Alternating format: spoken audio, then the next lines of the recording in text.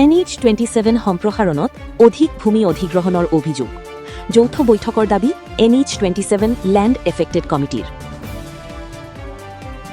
ৰাষ্ট্ৰীয় ঘাইপথ 27 NH-27ৰ সম্প্ৰসাৰণৰ নামত পূৰ্বে নিৰ্ধাৰিত সীমাৰ বাহিৰেও অধিক ভূমি অধিগ্ৰহণ কৰা হৈছে বুলি অভিযোগ উত্থাপন কৰি শুক্ৰবাৰে কাজলগাঁও বজাৰত সংবাদমেল অনুষ্ঠিত কৰে NH-27 31C লেণ্ড এফেক্টেড কমিটিয়ে সমিতিৰ অভিযোগ অনুসৰি বৈখুনগাঁও ডাঙাগাঁও আৰু উত্তৰ কাজলগাঁও অঞ্চলত পূৰ্বে ৰাষ্ট্ৰীয় ঘাইপথৰ বাবে দুয়োফালে 30+30 মিটাৰ মুঠ 60 মিটাৰ ভূমি অধিগ্ৰহণ কৰি পথ উপপথ ড্ৰেইনেজ আৰু বিদ্যুতায়নৰ কাম সম্পূৰ্ণ কৰা হৈছিল সেই সময়ত NHAIয়ে চিমেণ্টৰ সীমা খুঁটি পুতি সীমা নিৰ্ধাৰণ কৰিছিল কিন্তু চলিত বৰ্ষৰ জুন মাহৰ প্ৰথম সপ্তাহত ভূমিৰ গৰাকীসকলক কোনো ধৰণৰ জাননী নিদিয়াকৈ পূৰ্বৰ সীমা খুঁটিৰ পৰা ঠাইভেদে প্ৰায় 5ৰ পৰা 7 মিটাৰ অধিক ভূমি জুখি নতুনকৈ সীমা খুঁটি পুতি দিয়া হৈছে বুলি সমিতিয়ে অভিযোগ কৰে সমিতিৰ মতে যদি এই নতুন যুগ অনুসৰি ভূমি অধিগ্ৰহণ কৰা হয় তেন্তে বহু লোকৰ নতুনকৈ নিৰ্মাণ কৰা বাসগৃহ ব্যৱসায়িক প্ৰতিষ্ঠান আৰু দোকান পোহাৰৰ ক্ষতি হোৱাৰ লগতে কিছুমান পৰিয়াল ভূমিহীন হৈ পৰাৰ আশংকা আছে এই বিষয়ত চিডলি ৰাজহ চক্ৰ বিষয়াক লিখিত অভিযোগ দাখিল কৰা হৈছিল যদিও এতিয়ালৈকে কোনো ফলপ্ৰসূ ব্যৱস্থা গ্ৰহণ কৰা হোৱা নাই বুলি সংবাদমেলত অভিযোগ উত্থাপন কৰা হয় পিছত BTCৰ লেণ্ড এণ্ড ৰেভিনিউ ডিপাৰ্টমেণ্টৰ কাৰ্যবাহী সদস্য লুমছৰাও দৈমাৰীক বিষয়টো অৱগত কৰাত সমস্যা সমাধান নোহোৱালৈকে NHAIয়ে বিতৰ্কিত ভূমিত অধিক অধিগ্ৰহণৰ কাম স্থগিত ৰাখিবলৈ বিভাগীয়ভাৱে নিৰ্দেশ জাৰি কৰা হৈছে বুলি সমিতিয়ে জানিবলৈ দিয়ে সংবাদমেলত সমিতিয়ে BTCৰ লেণ্ড এণ্ড ৰেভিনিউ ডিপাৰ্টমেণ্টৰ কাৰ্যবাহী সদস্যৰ মধ্যস্থতাত NHAI চিডলি ৰাজহ চক্ৰ বিষয়া আৰু সংশ্লিষ্ট বিভাগসমূহৰ সৈতে ভূমিগৰাকীসকলৰ এক যৌথ বৈঠক অনুষ্ঠিত কৰি সমস্যাটোৰ স্থায়ী সমাধানৰ ব্যৱস্থা গ্ৰহণ কৰিবলৈ দাবী জনায় সমিতিয়ে লগতে প্ৰিণ্ট আৰু ইলেক্ট্ৰনিক মিডিয়াৰ জৰিয়তে বিষয়টো জনসাধাৰণ আৰু চৰকাৰৰ দৃষ্টিগোচৰ কৰি শীঘ্ৰেই ন্যায়সংগত সমাধানৰ ব্যৱস্থা গ্ৰহণৰ আহ্বান জনায় নিউজ ডেস্ক বিজনী ফাৰ্ষ্ট 24 ইতিমধ্যে আমাৰ NHAIৰ ফালৰ পৰা অৰ্থাৎ ৰাষ্ট্ৰীয় ঘাইপথ প্ৰাধিকৰণৰ ফালৰ পৰা যোৱা জুন মাহৰ প্ৰথম সপ্তাহত তেওঁলোকে আমাৰ যিবিলাক ৰাষ্ট্ৰীয় ঘাইপথৰ সংলগ্ন স্বত্বাধিকাৰী জমি স্বত্বাধিকাৰী আছে তেওঁলোকক নজনাকৈ পূৰ্বৰ যিটো সীমা সেই সীমাৰ পৰা 5 মিটাৰ পূৰ্বৰ যিটো সীমা 30+30 মিটাৰ বাই 30 মিটাৰ 30 মিটাৰ বাই 30 মিটাৰ তাৰ পৰা তেওঁৰ যিটো পূৰ্বৰ সীমা 30 মিটাৰ 30 তাৰ পৰা তেওঁলোকে অতিৰিক্ত 5 বা 6 মিটাৰকৈ কোনো মানে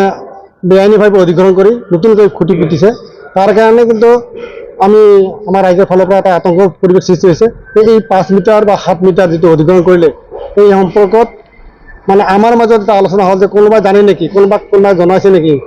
আমাৰ নেশ্যনেল হাইৱে অথৰিটিৰ ফালৰ পৰা কোনোবাই জনাইছে নেকি পাছত আমি সকলোৱে আলোচনা হোৱাৰ পাছত গম পালোঁ যে কাকো কোনেও জনা নাই এই বস্তুটো কেনেকৈ হ'ব পাৰিলে তাৰে বিচাৰ খোচাৰ কৰিবলৈ আমি আমাৰ চাৰ্কেল অফিচাৰ আমাৰ চিডলি চাৰ্কেল অফিচাৰ তেওঁৰ ওচৰত আমি এটা আবেদন জনালোঁ যে আমাৰ এই বস্তুটো কেনেকৈ হ'ব পাৰিলে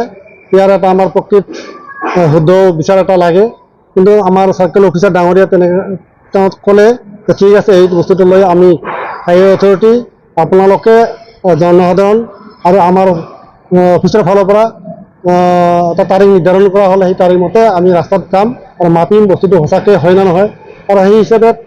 যোৱা আমাৰ তাৰিখটো আমি পাহৰিলোঁ অলপ পাছত ক'ম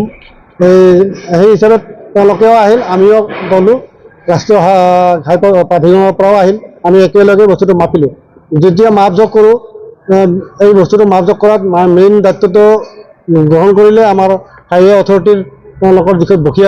বিষয়ববীয়া আছে তেওঁলোকে ল'লে তেওঁলোকে ফিটা লৈ আহিলে মাপিলে মাপি পেলাই দেখিলে যে সঁচাকৈ আমাৰ দক্ষিণ ছাইডত ৰাস্তাৰ যিটো দক্ষিণ ছাইড সেইটো ছাইডত 39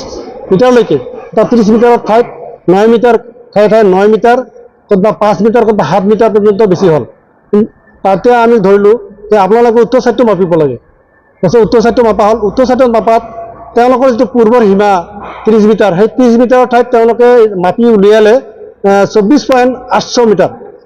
অৰ্থাৎ 5.200 মিটাৰ তেওঁলোকে এতিয়া এৰি দিয়ে আহিছে তাৰপিছত ঠিক ইনক্ৰিমেণ্ট টাইম তাৰে যিটো ঘৰৰ ওচৰত মাপিছে সেই ঘৰৰ মালিকটো ওলালে সেই মালিকজনক আমি সুধিলোঁ যে আপোনাৰ হিচাপতে ৰাষ্ট্ৰীয় প্ৰাধিকৰণে কিমানখিনি আপোনাৰ মাটি দখল কৰিছে সেই সীমাটো ক'ত মোৰ সীমাটো এইখিনিলৈকে তেওঁ যিটো সীমা দিছে সেই সীমাৰ পৰা আমি যেতিয়া মাপিলোঁ তাৰে 30 মিটাৰ তাতে ওলালে। তো 5 মিটাৰ 0.2 মিটাৰ এই বস্তুটো কিয় এৰি দি আমাৰ ফিলে অৰ্থাৎ দক্ষিণ চাইডত কিয় ঠেলিলে আমি বুজি নাপালোঁ। আৰু সেইটো হোৱাৰ লগে লগে মই আমাৰ ৰাষ্ট্ৰীয় প্ৰাধিকৰণৰ এজন বিষয়ববীয়া কি নাম আছিলে তেখেতক মই সঁচাকৈ ক'লোঁ, খঙতে ক'লোঁ যে আপোনালোকে পাৰ্চনেলিটি কৰিছে।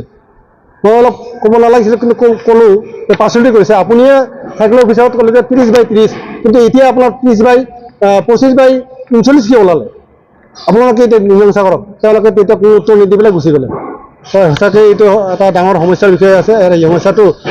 যদি আমাৰ চাৰ্কেল অফিচাৰ বাৰে বাৰে কোৱাৰ পিছত চাৰ্কেল অফিচাৰ ডাঙৰে মানে কোনো ধৰণৰ গুৰুত্ব নলয়, ইফালে সিফালে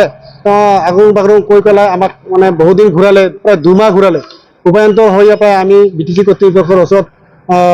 মানে আবেদন কৰিলোঁ আৰু হিচাপত কিছু আগবাঢ়িলে যে আপাতত আমি যিহেতু আমাৰ মাজত এটা আতংকৰ পৰিৱেশৰ সৃষ্টি হৈছে, কেতিয়া কাৰ ঘৰ ভঙাই দিয়ে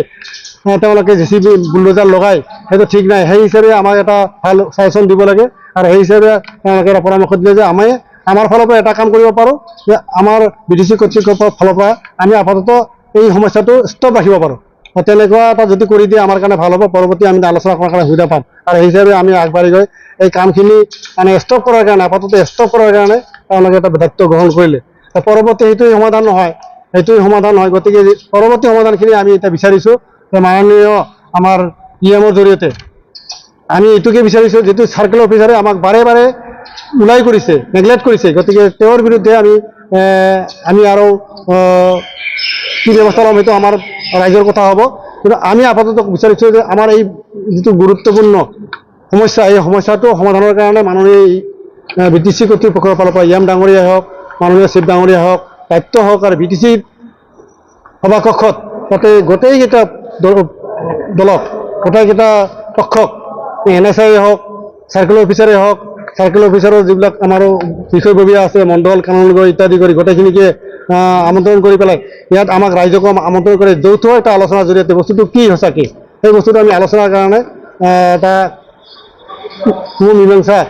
হোৱাৰ কাৰণে আমি কামনা কৰিছোঁ আৰু সেইটোকে আপোনালোকৰ জৰিয়তে আমি বিচাৰিছোঁ। আৰু যদি ইয়াতো যদি আমাক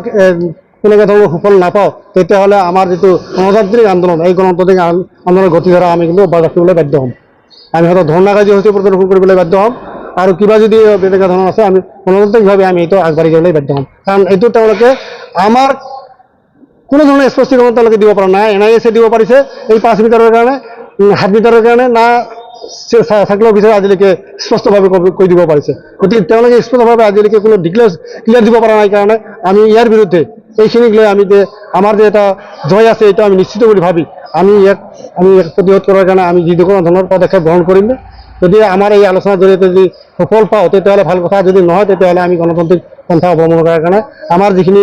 ছাফাৰাৰ আছে, আমাৰ এফেক্টেড ফেমিলি আছে, আমি 3খন গাঁৱত ডাঙাইগাঁও, বৈচনগাঁও, ডাঙাগাঁও আৰু উত্তৰ কাজগাঁও আমাৰ যিখিনি এফেক্টেড ফেমিলি আছে আমি ৰাজপথত ওলাই আহিবলৈ সাজু আছোঁ। Thank U.